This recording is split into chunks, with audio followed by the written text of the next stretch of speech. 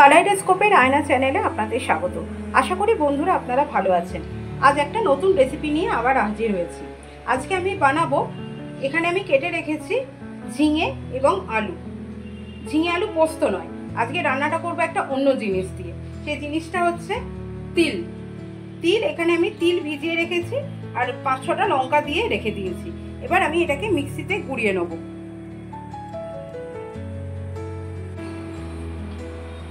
আমার তিলটা বাটা হয়ে গেছে, পুরো লঙ্কা এবং তিল আমি বেটে নিয়েছি। এখানে আমার ঝিঙে কাটা রয়েছে এবং এখানে আমার আলু কাটা রয়েছে। এবার আমি চলে যাব রান্নায়। এবার কড়াতে একটু সামান্য তেল দেবো।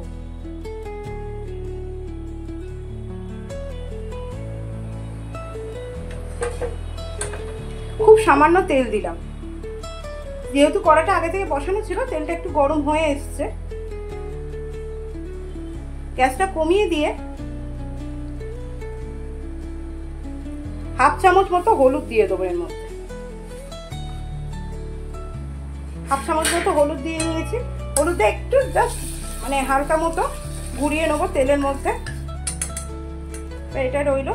এবার এর মধ্যে আমি দিয়ে দেবো হচ্ছে ঝিঙেগুলো। গ্যাস কিন্তু কমানো অবস্থাতেই আছে।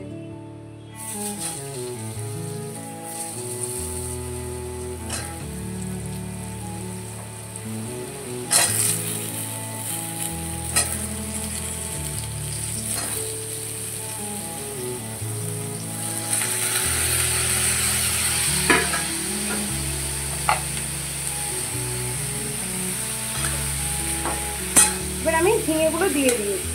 ঝিঙেগুলো দিয়ে আমি একটুখানি তেলের সঙ্গে পুরো ঝিঙেটাকে মাখিয়ে নেব।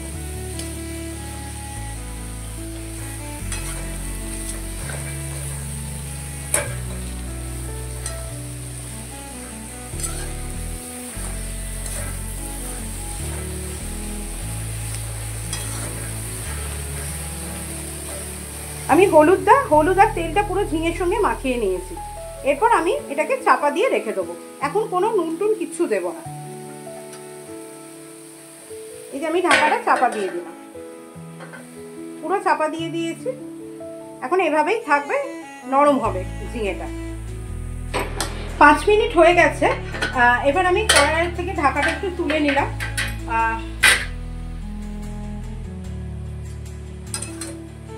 ঝিঙেগুলো কিন্তু নরম হয়ে এসছে। একটু জল বেরিয়ে গেছে, এখানে দেখতেই পাচ্ছেন একটু জল বেরিয়ে গেছে ঝিঙে থেকে। আমি এবার এর মধ্যে কাটা আর ধোয়া আলুগুলো আছে সেগুলো এর মধ্যে ঢেলে দেবো।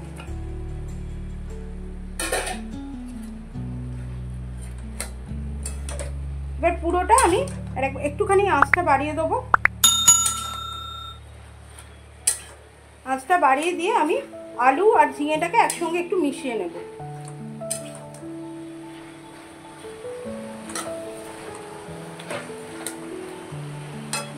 আলুটা ভাজার কোনো প্রয়োজন নেই বা ঝিঙেটা ভাজার কোনো প্রয়োজন নেই, কিন্তু প্রয়োজনীয় যেটুকুনি তেল দেওয়ার দরকার ছিল সেই তেলটুকুনি আমি দিয়ে নিয়েছি। আর এই তরকারিতে আর এক ফোঁটাও তেল পড়বে না।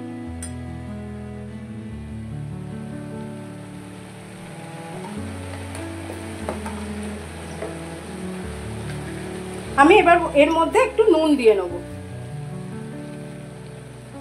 এই ছোট চামচের 1 চামচ দিলাম, এই 2 চামচ নুন দিলাম।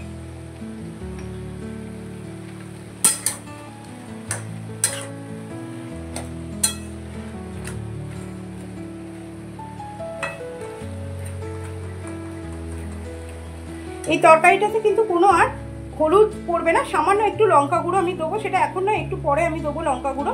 আর এর মধ্যে তিলটা পড়বে, তিল বাটা যেটা আমি বেটে রেখেছি, এই তিলের তরকারিতে তিলটা পড়বে। তিল আমাদের শরীরের জন্য খুব প্রয়োজনীয়, বিশেষ করে সাদা তিল অবশ্যই খুবই প্রয়োজনীয় একটা জিনিস। তো এটা আমরা পোস্ত দিই, আমরা তো ঝিঙে আলু পোস্ত খাই, কিন্তু এই তিলের তরকারিটা এটা কিন্তু হেলদি খাবার। পোস্তর একটা হয়তো ডিফারেন্ট টেস্ট আছে, কিন্তু ওটা শরীরের জন্য সেরকম কোনো শরীর ভালো রাখবে এরকম কোনো ইনগ্রিডিয়েন্টস নয়। কিন্তু তিল আমাদের শরীর ঠান্ডা রাখে এবং শরীরের জন্য খুবই ভালো জিনিস। এই তিলটাকে আমরা এভাবেই তরকারির মধ্যে দিয়ে খেতে পারি। তিল বাটা দিয়ে তরকারি করে আমরা খেতে পারি। এটা পোস্তর মতনই দেখতে হবে, ওপর থেকে দেখলে মনে হবে এটা পোস্ত তরকারি, কিন্তু একেবারেই সেটা না, এটা তিল বাটা দিয়ে তরকারিটা হবে। এবার আমি আবার এটাকে একটু ঢাকা দিয়ে রেখে দেবো।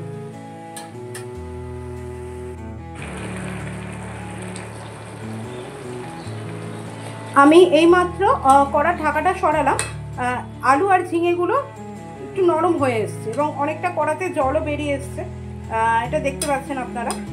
এবার আমি কি করব, এবার এর মধ্যে আমি যে তিল আর লঙ্কাটা বেটে রেখেছি সেই তিল আর লঙ্কা বাটাটা ঢেলে দেবো।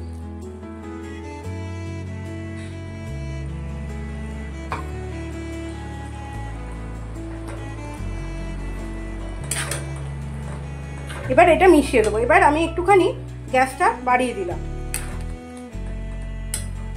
গ্যাসটা বাড়িয়ে দিয়ে মশলাটা পুরো ঝিঙে আর আলুগুলো মশলার সঙ্গে মাখিয়ে নিলাম।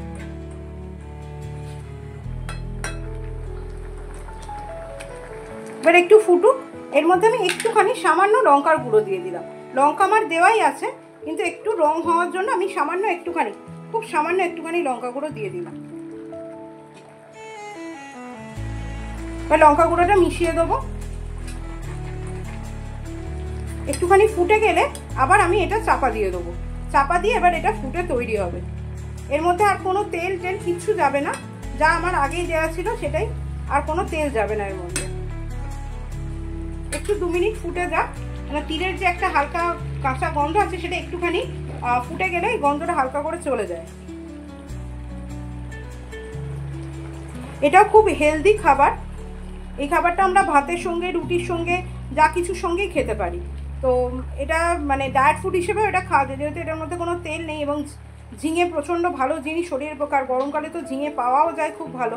তো ঝিঙে আলু পোস্ত আমরা প্রত্যেকে বাড়িতে খাই। কড়ার ডাল দিয়ে ঝিঙে আলু পোস্ত আমাদের এটা একটা বাঙালিদের খাদ্যের তালিকার মধ্যেই পড়ে। কিন্তু ঝিঙে আলু দিয়ে তিলের তরকারিটাও কিন্তু অসাধারণ খেতে হয়। তিল আমরা কিভাবে খেতে হয় আমরা জানতাম না। আমরা তিল বিভিন্ন রকম স্ন্যাক্সের সঙ্গে মিশিয়ে খেতাম, মানে কোনো স্ন্যাক্স তৈরি করা হবে নিমকি টিমকি, ওর মধ্যে আমরা তিল দিয়ে দিতাম, সেটা ভাজা হয়ে যেত, সেটা খেতাম। কিন্তু না, তিলকে এভাবেও খাওয়া যেতে পারে তরকারির মধ্যে দিয়ে। তিলটাকে ভালো করে বেটে নিয়ে তরকারির মধ্যে দিয়ে জাস্ট এটা দেখতে একদম ঝিঙে আলুর মতনই হবে, ঝিঙে আলু পোস্তর মতনই দেখতে হবে, কিন্তু খেতে হবে অন্যরকম টেস্টি, যেহেতু এটা তিল দিয়ে বানানো এবং এটা অনেক হেলদি ফুড। এটাকেও আমরা দুপুরবেলা শুধু 1 বাটি তরকারি আমরা খেয়ে নিতে পারি। যারা আমরা ডায়েট করি তারা এটাও খেতে পারি, কারণ এটাতে খুব সামান্য তেল দেওয়া আছে। এবার অনেকক্ষণ ফুটে গেছে, আরেকবার একটু নাড়িয়ে দেবো। এবার হালকা করে কিন্তু জলটা শুকিয়ে আসছে। এবার আমাদের যেটা করতে হবে, এটা গ্যাসটা কমিয়ে দেবো। গ্যাসটা কমিয়ে দিয়ে এই ঢাকা চাপা দিয়ে দেবো।